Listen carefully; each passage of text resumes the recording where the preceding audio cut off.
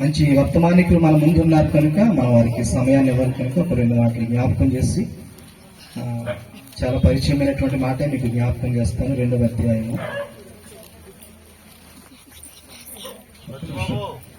10వ వచనాన్ని మనం చూద్దాం. వారు ఆ నక్షత్రమును చూచి అత్యానంద భరితులై ఇంటిలోనికి వచ్చి తల్లి అయిన మరియను ఆ శిశువును చూచి సాగిలపడి ఆయనను పూజించి తమ పెట్టెలు విప్పి బంగారమును సాంబ్రాణిని బోళమును కానుకలుగా ఆయనకు సమర్పించిరి. యేసుక్రీస్తు ప్రభువారు పుట్టినప్పుడు జరిగినటువంటి సంగతి అటండి. దానికి ముందుగా ఒక మాట మీకు జ్ఞాపకం చేస్తే లూకాసు వార్త 2వ అధ్యాయము త్వరగా చూద్దామండి. 2వ అధ్యాయము 11వ వచనాన్ని చూస్తే, దావీదు పట్టణమందు నేను రక్షకుడు మీ కొరకు పుట్టి ఉన్నాడు, ఈయన ప్రభువైన క్రీస్తు, దానికిదే మీకు ఆనవాలని చెప్పి గాబ్రియేలు దూత గొల్లలతో చెప్తున్నటువంటి మాట ఇక్కడ వ్రాయబడింది. ఎక్కడ పుట్టారంటే యేసుక్రీస్తు ప్రభువారు దావీదు పట్టణమందు యేసుక్రీస్తు ప్రభువారు పుట్టారు. యేసుక్రీస్తు ప్రభువారు పుట్టారు అని చెప్పడానికి, యేసుక్రీస్తు ప్రభువారు జన్మించారు అని చెప్పడానికి ఒక ఆనవాలు చెప్తుంది గాబ్రియేలు దూత.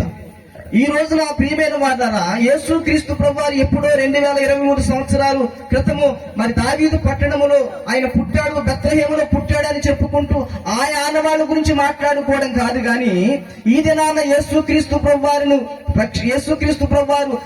నీ హృదయంలో పుట్టినట్లయితే, యేసుక్రీస్తు ప్రభువారిని నీవు కూడా సొంత రక్షకులుగా అంగీకరించినట్లయితే నీ జీవితంలో కూడా కొన్ని ఆనవాళ్లు ఖచ్చితంగా ఉండాలి. దేవుని నామానికి స్తోత్రం చెప్తానండి.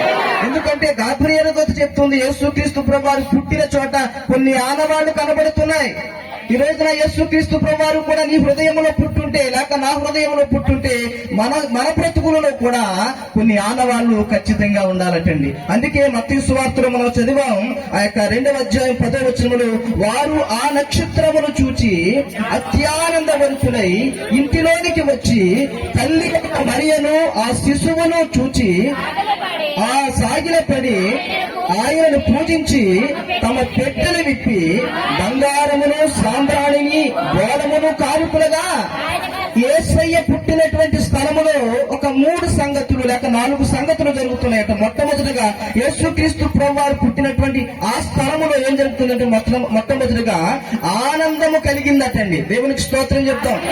యేసుక్రీస్తు ప్రభువారు నీ హృదయములో గనక జన్మిస్తే నీ హృదయం ఎప్పుడూ కూడా ఎలా ఉంటుందంటే, అది ఎలా ఉంటుందంటే, యేసుక్రీస్తు ప్రభువారు నీ హృదయంలో పుడితే ఆరోగ్యం ఉన్నా లేకపోయినా ఆనందమే, ధనం ఉన్నా లేకపోయినా ఆనందమే, పరిస్థితులు బాగున్నా బాగోకపోయినా ఆనందమే, పరిస్థితులు ఎంత తలకిందులుగా ఉన్నా, ఎందుకంటే ఒక ఆనవాలు నీలో కనబడాలి. యేసయ్య పుడితే దేవునికి స్తోత్రం చెప్తాం.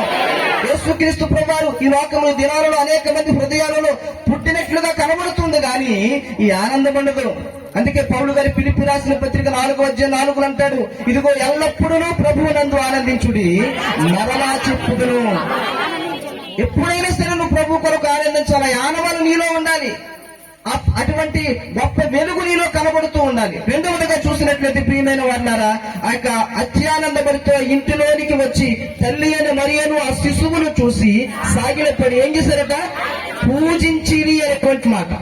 యేసుక్రీస్తు ప్రభువారు పుట్టినటువంటి స్థలములో ఏముండాలంటే ప్రియమైన వారులారా, ఆరాధన అనేటువంటిది ఉండాలి. యేసుక్రీస్తు ప్రభువారు నీ హృదయంలో పుడితే దేవుని కూర్చున్నటువంటి ఆరాధన కనబడుతూ ఉండాలి. ప్రియమైన వారు, నీ పరిస్థితులు ఎలా ఉన్నప్పటికీ ఆయన నామాన్ని గొప్ప చేసే అనుభవం నీలో ఉండాలి. నీ పరిస్థితులు ఎలా ఉన్నప్పటికీ ఆయనను గొప్ప చేసేటువంటి సాక్షిగా నీ ఉండాలి. త్వరగా చెప్తే ఆయన నిలబడిపోయారు. మూడవదిగా చూసినట్లయితే వారు బంగారమును సాంబ్రాణిని బాణములను కానుకలుగా ఆయనకు, అంటే కృతజ్ఞత, కానుకలు ఇవ్వడం అంటే ఏంటంటే, దేవుడు నీ హృదయంలో పుడితే, దేవుడు నీ జీవితంలో కనుక ఆయన ఈ హృదయంలో కనుక పుట్టినట్లయితే దేవుని పట్ల కృతజ్ఞత ఉండాలి. దేవుడు నీకు ఇచ్చిన ఆరోగ్యాన్ని బట్టి, దేవుడు నీకు ఇచ్చిన బలమును బట్టి, దేవుడు నీకు ఇచ్చిన క్షేమమును బట్టి, దేవుడు ఏదైతే నీకు ఇచ్చాడో ఆ కృతజ్ఞతా భావము నీ బ్రతుకులో ఉండాలి.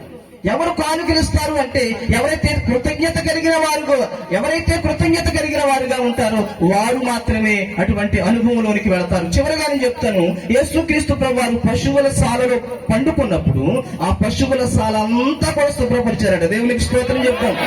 మొట్టమొదటిగా ఈ మాటను చివరిగా చెప్పినటువంటి మాట మనం ముందుగా పెట్టుకోవాలి. ఎందుకు అంటే పరిశుద్ధత ఉన్న స్థలములో ఆనందం ఉంటుంది, పరిశుద్ధత ఉన్న స్థలములో ఏముంటుందటండి, ఆ ఆనందం ఉంటుంది, పరిశుద్ధత ఉన్న స్థలంలో ఆరాధన ఉంటుంది, పరిశుద్ధత ఉన్న స్థలములో కృతజ్ఞత ఉంటుంది. ఈ రోజున యేసుక్రీస్తు ప్రభువారు కూడా నీ హృదయంలో పుడితే ఈ 4 రకాలైనటువంటి కార్యము నీ బ్రతుకులో ఉండాలి. అప్పుడే నిజమైన క్రిస్మస్ ఆనందాన్ని నీవు పొందుకుంటామని దేవుని ప్రేమను బట్టి తెలియజేస్తూ ఈ సమయాన్ని మరలా జోషువయ్య గారికి ఇచ్చిస్తూ ఉన్నాను. దేవునికి స్తోత్రం చెప్తాను.